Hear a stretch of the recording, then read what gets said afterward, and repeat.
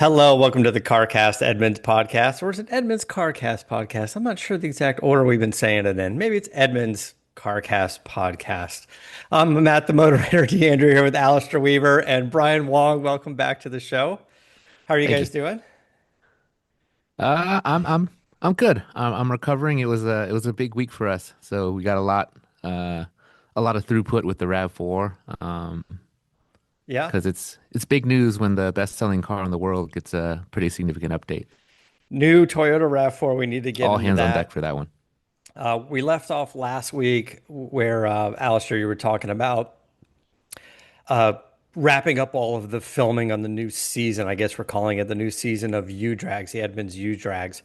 And Brian, you weren't here last week, but we got into the supercharged Dark Horse and the dyno numbers and what does that mean. And I had some experience with my Mustang Mach 1 out here in California, 91 octane, basically almost matching those numbers.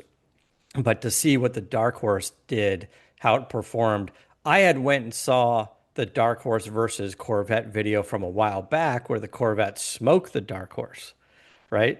But hmm now it looks like the tables have turned a little bit. Yeah, this went live. Yeah, this is now live on the YouTube channel. The 10 series, believe it or not, of Edmunds U Drags. It was fun because we didn't do one in the summer for reasons I won't bore the audience with, and it was nice to see in a lot of the comments people saying, "Oh, we thought this had been canned. We thought you'd gone away, but we're They must back." not listen to the podcast. Well, that's something. Yeah, I mean that's something we need to address. So yeah, we're back. This time with Mustang Supercharged versus Corvette and the Mustang's Revenge. I think we can give the game away now. It's all live.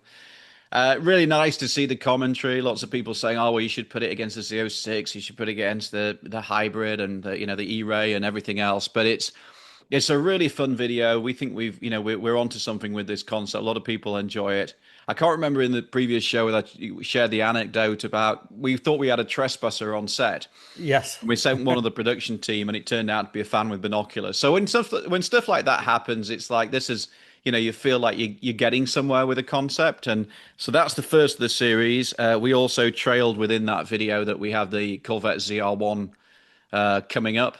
I think that's probably up next, if memory serves. So Yeah. So we got lots. high hopes for the ZR1, right? Because the leaderboard, haven't checked it in a while, but McLaren's were high up at the top, like McLaren 720 or 750 LTE. They were kind of up there, right? So yeah, 765 and 750S were the fastest gas cars we've tested, and then above that, Tesla Plaid, Porsche Taycan Turbo GT, and ultimately Lucid Sapphire on its own at the top. So the question with the ZR1 is, can a 1,064 horsepower gas supercar, can that outpace the EVs? Obviously, I know the answer, not least because I was driving, but I'm not about to reveal it here. I'm just gonna go out and say I think ZR1 is gonna top the leaderboard, or at least of the gas engine vehicles for sure. And it could beat one of the EVs. I just think it's gonna do very, very well.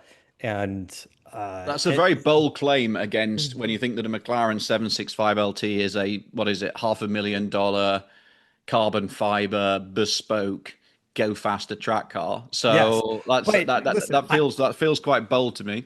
I will say I'm not saying the GM engineers sit around and watch Edmunds U drags all the time and use it as a performance benchmark. However, they are not unaware of the leaderboard and performance benchmarks of those cars. And I think it's for them going after the 765 LT is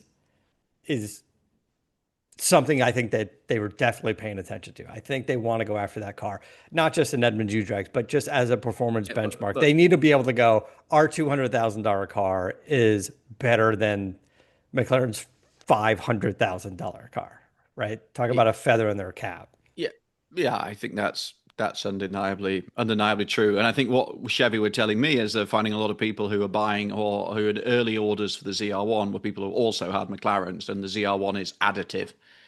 Because let's face it, there aren't many people spending over 200 grand on a sports car these days. It's a very small niche market, and a lot of time it's people.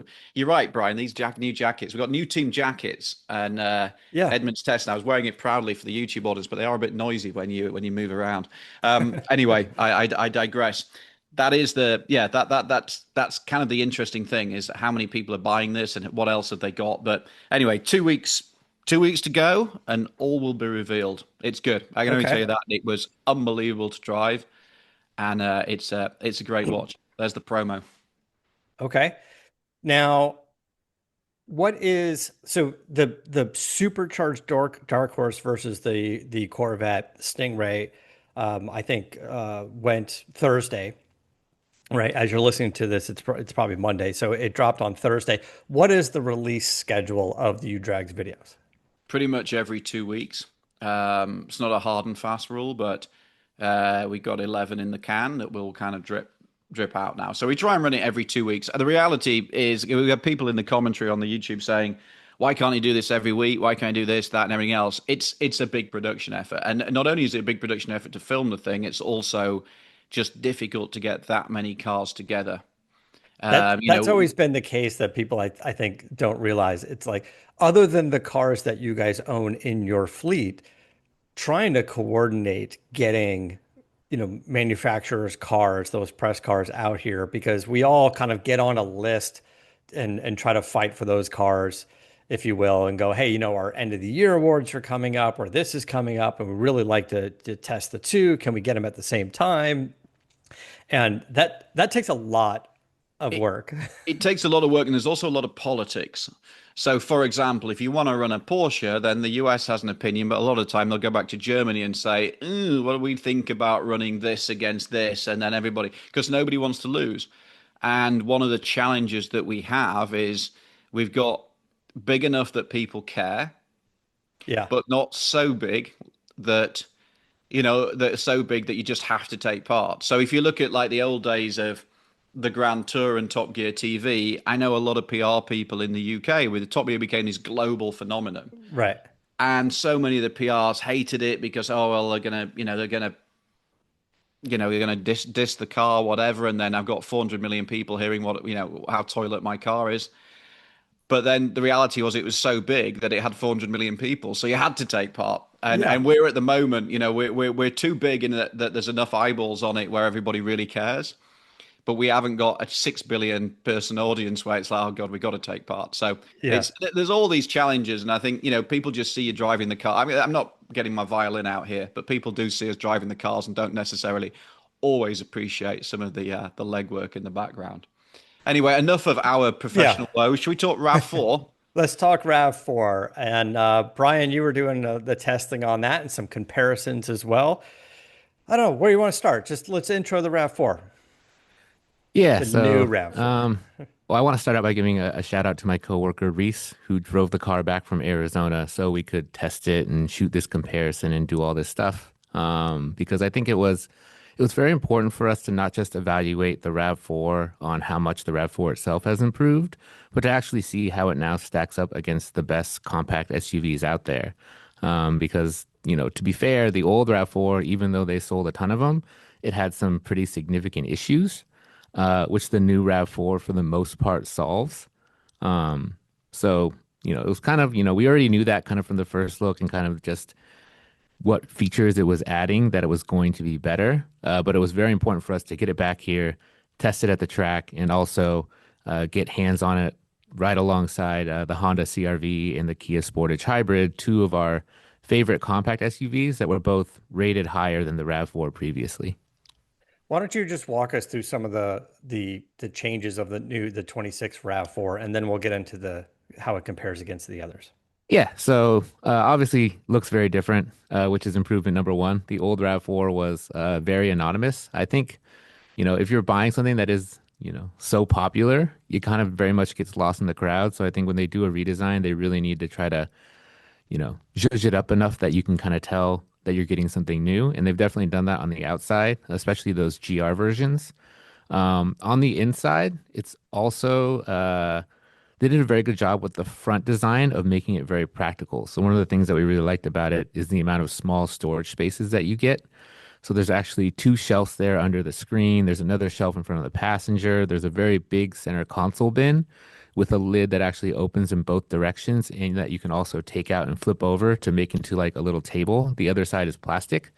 So if you're like me and you like to eat Taco Bell in the car and you're worried about getting like, your upholstery dirty, you just flip that thing over. It's plastic. You can wash it real easily.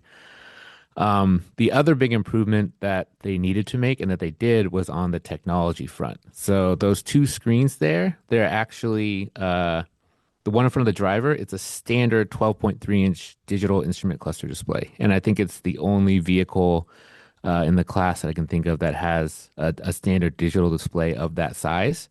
And the other thing that they fixed on that was previously Toyota's instrument clusters, they're notoriously really hard to customize and they're very confusing.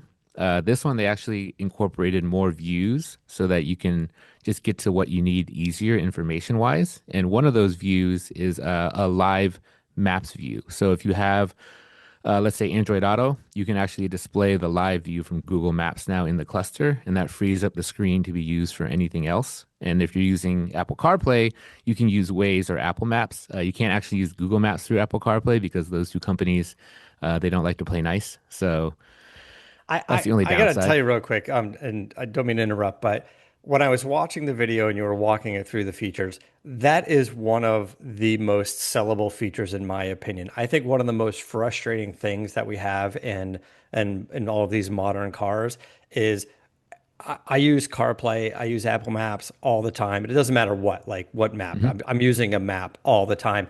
Especially in LA, it's not even about do I know how to get where I'm going? It's about how long is it going to take and am I going to run Yeah. into an issue, right? Is there Yeah, some you got traffic to check the jam or traffic. something? Like it's just like now I just use maps like all the time. And in almost every single vehicle I get into, I can't change my radio presets. Like I can't see what's like I can hit the button on the steering wheel, but it's like, what song is this? Or who's playing it? Or what's playing on Mhm. another, like you can't access the audio system at all when it's doing that. There's very, Yes. very few cars that have some sort of like split screen to allow you to do that. Mhm. But now I don't know. That is just for me, that is such a huge selling point, having the Apple Map screen or whatever map in front of you, and Yes. then take your main infotainment system and put it back to your audio system. Is it? You're right. It's the sort of little thing that actually makes a huge difference day to day. And I think we're starting to see this on more and more cars where the kind of the whole Apple or Google integration is getting better. But for me, I think what Toyota has always been really good at, and I have a Grand Highlander parked outside the house at the moment, which we're big fans of. I think more than any other manufacturer, they just go through exactly what their customers want. It's almost like a checklist. They're very good at understanding their customers, what they need, what families need, and then they almost go down a checkbox. And the Grand Highlander and the RAV4 examples of this that not the coolest thing in the world, not the quality is not incredible. It doesn't do anything that you think's that extraordinary, but it's just very good at getting those details right. Tons of PowerPoints, big storage, big, cup holders, all of that like American family stuff, they're really good at. And then you layer in their brand reputation for reliability and everything else, and it's easy to understand why they sell so many. Yeah. And there's one more feature that I have to make sure that we shout out because I think that this is actually the only vehicle that does this currently, outside of I believe the Model Y maybe, but it has a standard integrated dash cam, which is one of the features that people want the most. And you Yeah. see people going out and buying on Amazon or Temu or whatever those dash cams and then running wires all over the dashboard and things like that. And this just takes having to do that away and gives you some peace of mind. So big kudos to Toyota for including that because that's not the cheapest feature to include in a vehicle. It's probably the example of what I'm talking about, Brian, isn't it? That they're very good at that kind of customer clinicking. It kind of means, and I think we're getting on the comparison, but you rarely get into a Toyota and think, oh, this is a new paradigm. This is, I hate the expression, but game changing or whatever. Yeah. You never really get in the, oh, wow, this is reinventing the car. But what they do is, and it is this whole Japanese Kaizen concept that you kind of iterate and iterate and iterate. and it means they don't tend to make big steps. And a lot of people are like criticizing the EVs and stuff because when there's a big seismic change, they're the kind of the philosophy struggles with that. But you look at things like Grand Highlander, now RAV4, it's easy to see what they've done is to take the existing car, take the market, take all the market research, and shove it all into sausage machine, and what pops out is a competent, sensible vehicle, and that's their brand, really. Yeah. Okay. So what else on the Doesn't mean it's the RAV4? best, though. Doesn't mean No, it's the it's best, but so it's better than before. since it wasn't replatformed, it's still down on space a little bit, especially in the back seat to competitors. So if you're doing things like car seats or if you have tall passengers, you're probably going to struggle a bit more than you would in, say, the CRV, which is gigantic inside. And as Alistair alluded to, the interior quality probably doesn't quite live up to the rest of the segment. It's a bit not what's the word I'm looking for? It's all very practical, you know. It's very much function over form in there. And we should also mention that the vehicle that we had from Toyota was actually an XLE, so it wasn't a limited. But we were able to get into the limited on the test drive, and our test team reported back that the limited, in terms of materials quality, in terms of like general overall look and feel, is still a bit behind what you're looking at from both the Honda and the Kia. Okay. Oh, and also the front seats, not the most comfortable, especially after like 2 hours. Yeah, I was gonna say if Reese drove it back, at least he got an idea of what, I don't know, roughly 6 hours was gonna be in that thing, right? From Yeah, Arizona. Yeah. he said his back hurt, but he said the fuel economy was really impressive because he was, you know, the speed limit in Arizona is higher, so he was moving. Uh, Okay. and he still got 40 mpg on the way back. So Yeah. that's awfully impressive for a Yeah, compact impressive. SUV. Yeah. And obviously, like, Toyota's really nailed the hybrid thing over the years. And yeah, there's little things. I had a good look around it at the track on Monday and a drive of it. And yeah, there's certain things like the rear seat, the recline's not, it has one notch of recline. There's little areas where you think, they've cut a bit of cost here. There's no power points in the trunk, and but you know, will it succeed? Yes, because there's nothing really that it does that wrong, Brian, is there? It's a little bit noisier, it's a little bit this, it's a little bit that, but if you've got a RAV4, this is just going to feel like a nice update of a RAV4. I don't think there's anything here that's going to make you say, and this again is like, it's a conservative car with a little C, that there's nothing here that's going to make you say, I've got to go and buy something else, because if you like your RAV4, you're going to like this one a bit more. Oh, most certainly. If you like the current RAV4, which I don't, you'll really like this new RAV4. And I think it'll actually give them, you know, I think especially compared to the Honda, which is sort of like its most natural competitor, it makes a much more compelling case for itself than it used to, especially with the CRV's technology struggles. Should we get into talking about the RAV? Because we made the reason Reese was driving one back from Arizona, and it was really because we wanted to have the first comparison test. And Brian's done a fantastic 35-minute film on YouTube comparing RAV4, CRV, and then our current favorite, which is a Kia Sportage Hybrid. So we were trying to get one back, and then trying to get it all done for the embargo, and everybody else, has their reviews. And the only way we could do a proper job, because we couldn't ship it back in time, was actually drive it from Arizona. So that's Yeah. what we did. We got the RAV4, we got the CRV, we got the Kia Sportage Hybrid.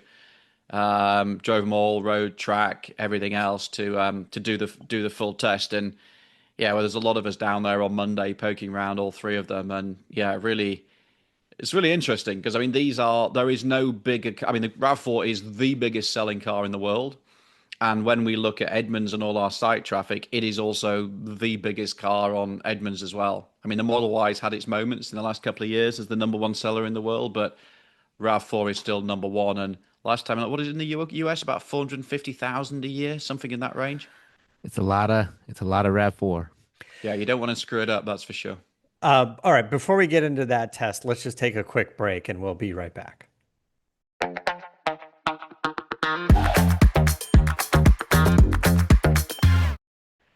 Okay, the three-way test between these vehicles. I'll bring it up on the screen here. And yeah, let's walk us through it, Brian. Yeah, so choosing the competitors was important CRV was a natural choice as the number two selling car, and also as Toyota and Honda are always locked in this sort of eternal battle. The third car, we decided to just go with our favorite. That's the Kia Sportage Hybrid. The Kia Sportage Hybrid actually won an Edmunds top rated Best SUV of the Year award back in 23 and 24. And the other cool thing about these three vehicles is there's some congruency because all of them got updates for 26. So the CRV is a refresh, the Sportage Hybrid is a refresh, and the RAV4 is a complete redesign.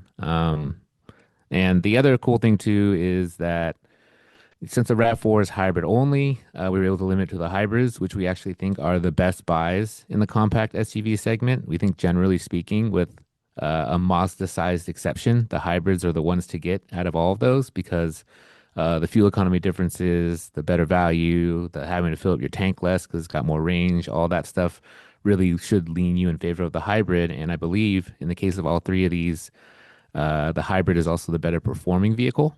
I mean, RAV4, they're all hybrids, so that doesn't really apply there. But yeah, the Kia Sportage Hybrid is, I believe, almost 2 seconds quicker to 60 than the gas version. So Yeah.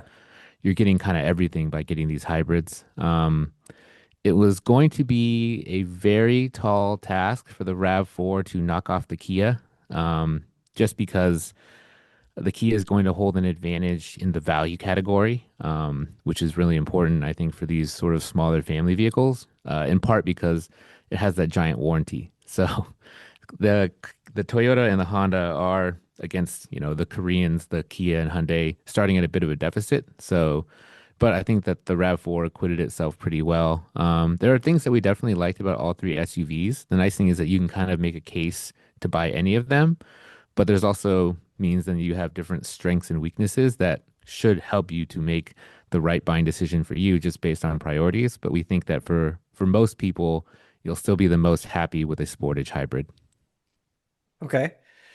Do you want to walk through some of the things that stood out between these? Like we're looking at, Yeah. well, I mean, kind of looking at the Honda CRV right now. This was your third place car. Yeah, so we can roll, I guess, back to front. The CRV is, I mean, it's really nice to always, the thing that I really like about the fact that we do so many of these comparisons is that we have a much better idea of where all the cars sort of lay out when we're done with them. The CRV was refreshed for this year, but it doesn't feel like it, I think was one of the big problems. So if you look at it right there, that's actually the biggest screen that you can get on a CRV. It's 9 inches. 10.5-inch standard screen on the RAV4, 12.3-inch standard screen on the Kia.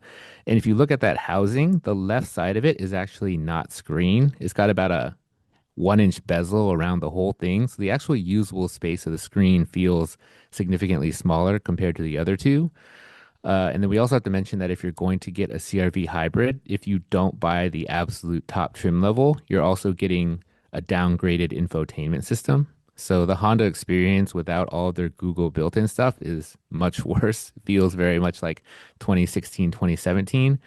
So if you want the good, all the screen sizes have increased to 9 inches, but if you want the good infotainment system, you have to end up spending, I believe this one was 43.8 on the sticker, which also made it quite expensive. It's $2,000 more than the Kia. What the CFE does really well is one, interior quality. So Honda has always done, not always, but I would say in the past decade or so, done a really good job with touch points. So everything that you're going to touch frequently, like knobs, volume knob even, those are all finished in metal and they have like this very satisfying kind of click to them. So they basically paid really close attention to all the parts in the interior that you're going to touch a lot, and those feel quite good. Now they definitely cut costs in places. There's definitely plastic if you look for it, but that's the point, is that you have to look for it. So the interior quality of the Honda stood out, especially against the RAV4. And it's also by far the best of the three to drive. Its handling and dynamics are like a cut above, especially its steering. And that powertrain is quite responsive, even if it's not the quickest one. So if it's really important to you how it drives, then the CRV would be the choice. Okay. Good seats too. I think the other thing for me about looking around all these cars, and yeah, Brian's right. CRV's got lots of room, but all of them actually are pretty big. The other one that's actually got tons of room is the Volkswagen Tiguan, which I personally think is a bit sort of slips under the radar, but is a really good Hmm. car in this class. Is the It's Tiguan a interesting. hybrid? Pardon? Is the Tiguan hybrid? No, No. I Okay. think that's part of what That's the catch. counts Yeah. against it. Yeah. Yeah. But one of the things that in this, what you might call the mainstream SUV class, is that they all got big. And I'm 6'4", so like interior space is a big deal for me. But if even if you're like 6 foot with a 6 foot teenager or something, this starts to make a huge difference. And what's interesting is the mainstream class has now got bigger, and the looks cars really haven't. The interior room in the X3 that Edmunds owns, BMW X3, is not that great. A lot. I had a Audi SQ5 last week. Again, rear space not good. Macan is as old as the hills, and that's tiny. Macan EV also too small in the back. Hmm. But these mainstream, the sort of heartland cars of America, the RAV4, the CRV, they're actually big family vehicles now, and I think that's terrific. You've got lots of space and it's not just about having teenagers or being tall yourself. It's also about if you're putting car seats in the back, and we talked about this before. You put a car seat in, and then the rear legroom is diminished. And so now you've got space for car seats, and you're still comfortable in the front, and the kids aren't kicking you every 6 seconds. And again, if you're living with these vehicles day by day, that makes a massive difference. Yeah. Okay. Do you want to go to number two on the list? Yeah. So RAV4 finishes second, jumps the CRV when it comes to overall rating. So this was a front wheel drive version that we had, and it actually ended up being quicker than both of the other cars that we had. They were both all-wheel drive. Okay. When we get the all-wheel drive RAV4 in, we do think it will be maybe a touch quicker, but Toyota's all-wheel drive system in this vehicle, they're only adding like a tiny electric motor to the rear axle, and it only adds about 10 horsepower. So it'll go down maybe a tenth, but 7.4 to 60 for a compact SUV is still plenty of juice.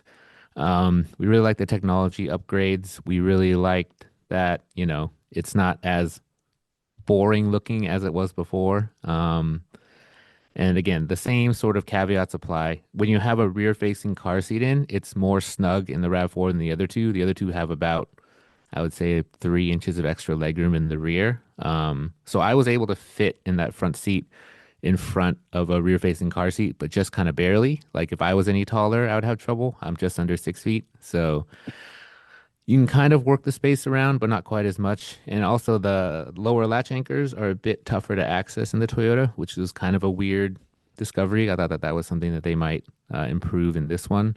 And if you look at the cargo area of the RAV4, it is down a touch, I think, on like raw space on paper, but in practice, we liked it a lot because the shape of it is very kind of rectangular, as you can tell from that opening.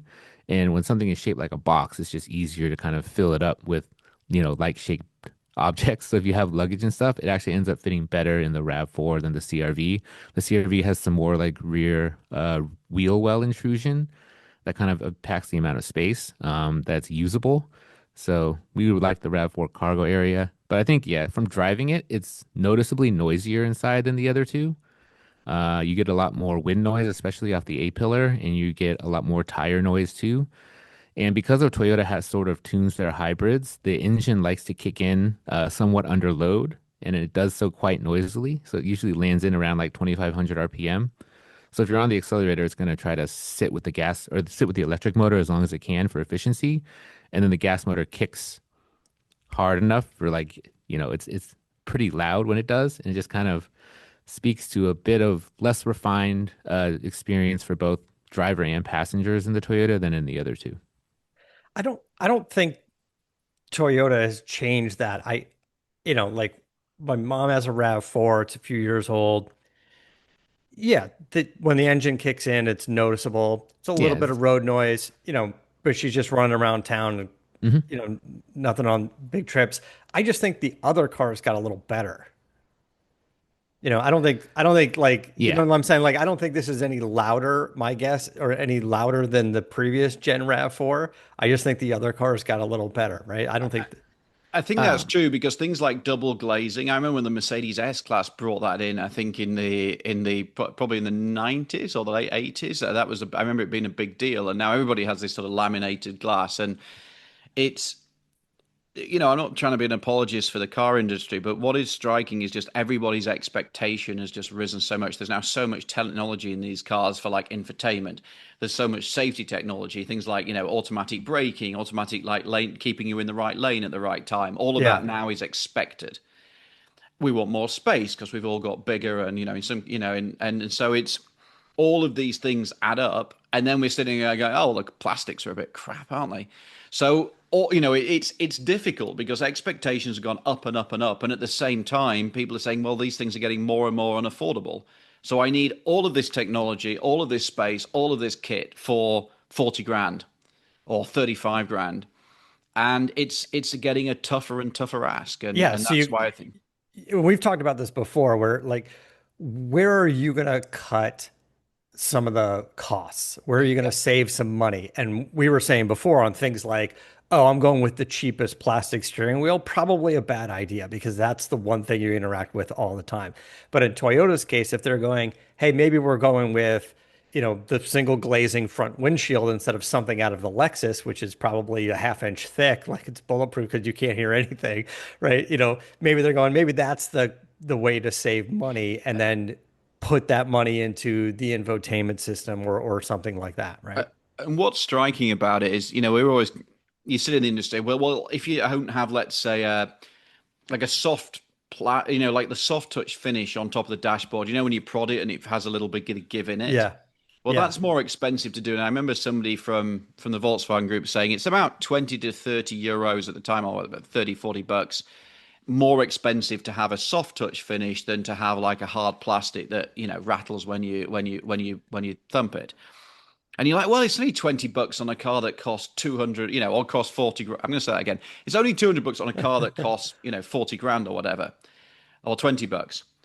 And then, you think, well, hang on a minute, you're selling 400,000 of these. So even if they can save $2 on a piece of plastic, Yeah. you're selling 400,000 plus a year in the US. And that's just the US. So every time you save $2, that's 800,000 bucks just in that little piece of plastic. Yeah. It's the kind of the economics of it is extraordinary. And that's why, as you go through the car, you're like, why haven't they lined the door pocket? Well, that's $5, so that's $2 million. Yeah, it's crazy.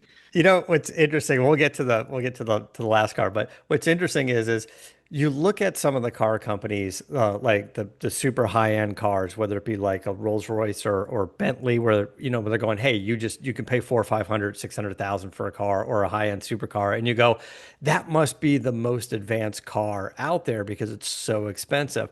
But I think the difficult part is doing a RAV4, going, how do we put in everything we need to put into that car and make it $38,000, right? Or Sportage or CRV. Like, I think in theory, that's probably more complex because they're going, how do we get all of these features and the right touch points and the right feel and the right seats and go, you know, we're not Bugatti. We can't just like do whatever we want. Find the finest materials on earth and just put it in there, or just like make the most comfortable this, or like, Rolls Royce, magic carpet ride. It's like, how do we make a nice ride in a car that's going to be $38,000, which by the way is probably the cost of the brakes on half the cars of those expensive cars, right? I So mean, so like the conversation, Matt, you and I are having a couple of weeks ago about Tesla and this Model Y standard, and they've stripped away so much cost. And yes, you're like, wow, like you've taken away stuff that feels so fundamental to your brand, like the panoramic roof and how much you're actually saving.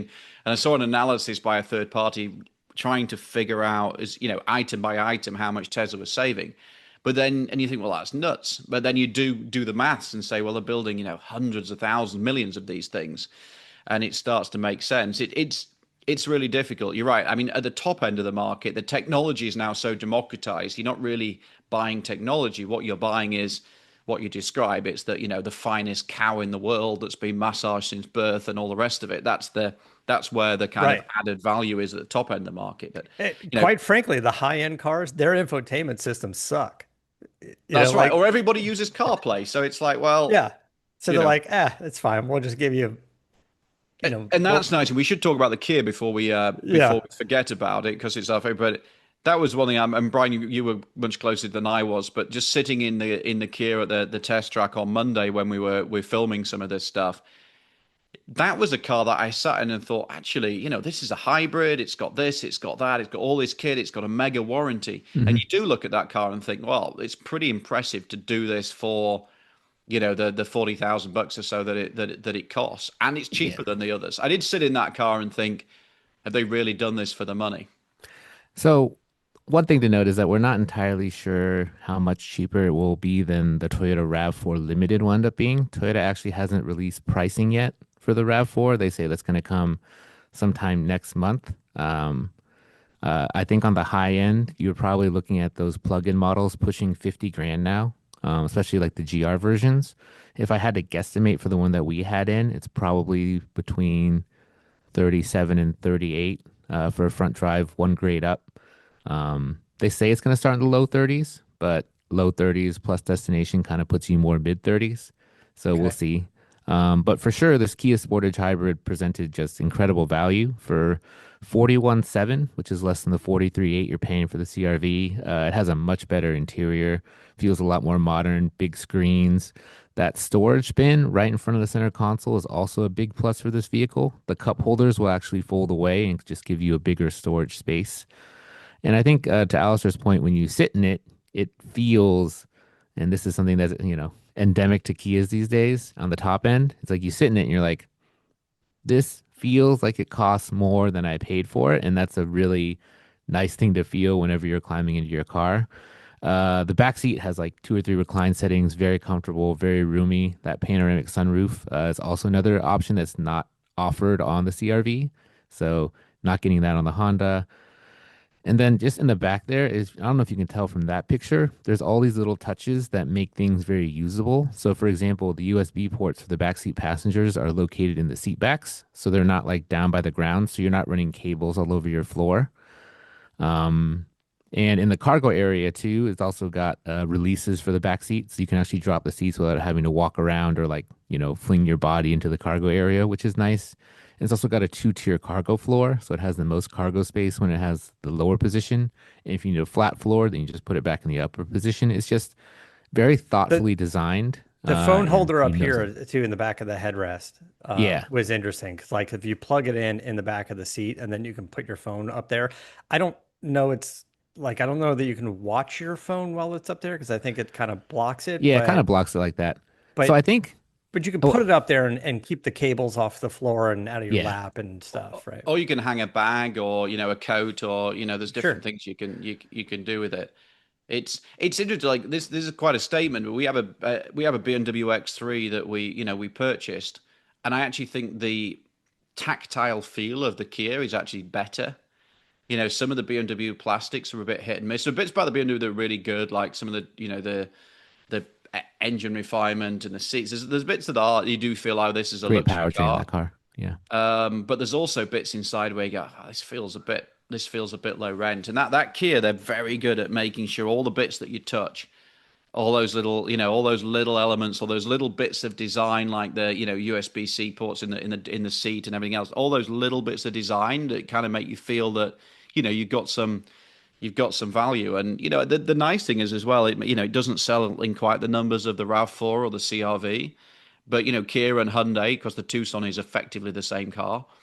They are selling. People have caught on to this idea. Nice vehicles, great warranty, sensible pricing, and it sells. Who knew? And then how's the gas mileage between the three? It's probably tough to Yeah. to So beat the that's Toyota because Toyota knows how to do hybrids better than anybody at this point. that's the catch of it. So there is a version of the Sportage Hybrid that gets 42, but that's the front wheel drive base version only. The all wheel drive version that we had here had 35 mpg. So you're looking at 44. These are the EPA estimates: 44 for the Toyota on front wheel drive, 42 for all wheel drive. The CRV is 37, and the Sportage Hybrid is 35. So that's kind of the big strike or big weakness for the Kia, is that it's going to not give you the same fuel economy. But I think that we calculated it out, and like if you're looking at current average national fuel prices, the delta in cost between driving the Toyota for 15,000 miles a year versus the Kia is about 250 bucks. So would I pay $250 a year to live in a much better interior? I probably would. We're not looking at like, a huge delta in value there when we're talking about fuel economy in terms of real dollar savings. So, yes, it's true that the Toyota is going to give you the best efficiency, but I like to look at it as like, would I pay an extra 80 cents a day for a year to live in the Kia rather than that Toyota? Yeah, probably I would. It's a pint a week. Okay. Yeah, I guess it depends on where you live. Depends on how much your beer is, but it feels like roughly a pint a week. Yeah, right. And I don't know. That's a tough value proposition. that is a tough value. When you look at it that way, it is kind of tough. It's a Well, Starbucks a week. I tell you, all three of them are going to be good vehicles to get. And I Yeah. know you really have to get down and nitpick some of the fine items, which is you guys did so well to make a decision like this because they're all really good.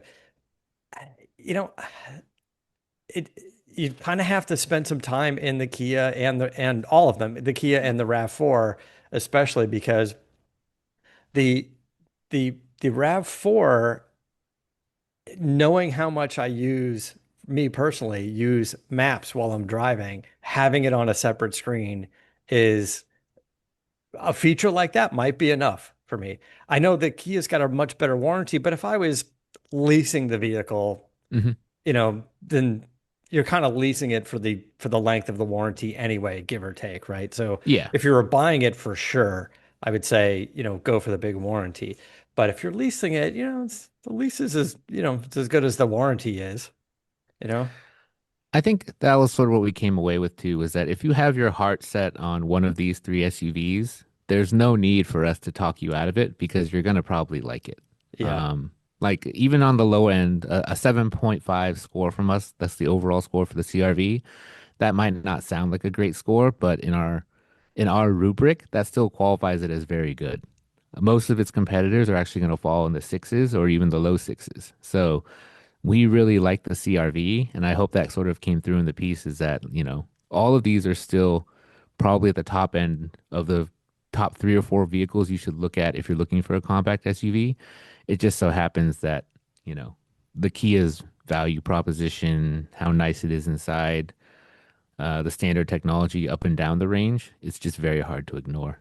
Mm. And All again, kudos to that company, Kia, Hyundai, Genesis. They just continue to impress year over year. They keep getting it done. And I think the sales are showing it. It it is, and they helped. I think because their business models are a bit different, which allows them to look more long term. But they've been, if you look at the history of that company, they've been very good at growing their market share in an economic downturn. They were very good in 2008. They were very good in the pandemic. They keep investing. People look for that value proposition. Now people look at them and say, "Well, I'm not just buying this because it's cheap." I think there's a period where everybody looked at Hyundai and Kia and said, "Oh, I could get a Honda, but this is, significantly cheaper." Yeah, it still shows up a little bit cheaper, but I think now you're buying it on the product. You're not buying it on the value, and that's a big shift for those brands. People I don't think look at a Hyundai and Kia now and say, "Oh, I'm buying it as a cut price alternative." I'm buying it because it's a great product that happens to be value. Yeah. Okay. I think that's going to wrap it up for today. Is there anything else you want any final thoughts on that test or what's coming up on Edmunds? No, I'd say check out Brian's other excellent video. Not just other, there's lots of excellent Brian on. You could have a whole weekend. You could have a what do you call it when we sit in with do it? Binge. You A can binge. binge. You could binge watch Brian all weekend on YouTube. For the Lucid and the Rivian. Yeah, we were going to get into that, but we're going to run out of time. So maybe There's we'll lots save of that for lots of Thursday. Brian on the YouTube channel. The thought of binge watching myself is very concerning. So, Yeah. It's Do you slightly make? narcissistic for a start, but yeah, I would advise everyone to not do that. Maybe spread them out throughout the week. Um, all right. So yeah, listen, on that note, I appreciate it, guys, and looking forward to more of Brian videos, more U Drags videos, more fancy swag, because you guys got U Drag that new shirts and test team stuff logo. available. Yeah. Yeah, Yeah, you got and to be on the actually, that's test right. team. If you go on the YouTube channel, the merch store, you can specify all sorts of you drag stuff. You The don't get reality the is we you don't get the it's testing team jacket unless you're on the team, no, that's true. but you can buy the U Drags t-shirt. You can buy the U-Drags t-shirt. Yeah, we keep trying to Maybe bring the cost down and down. The problem is you're kind of beholden to YouTube's prices. So Yeah. is what it is. maybe we should do a test team jacket giveaway or something. Yeah, we could do that. All right, guys, thanks so much for listening, and we'll see you next week. Until then, keep the air in the spare and the bag in the wheel.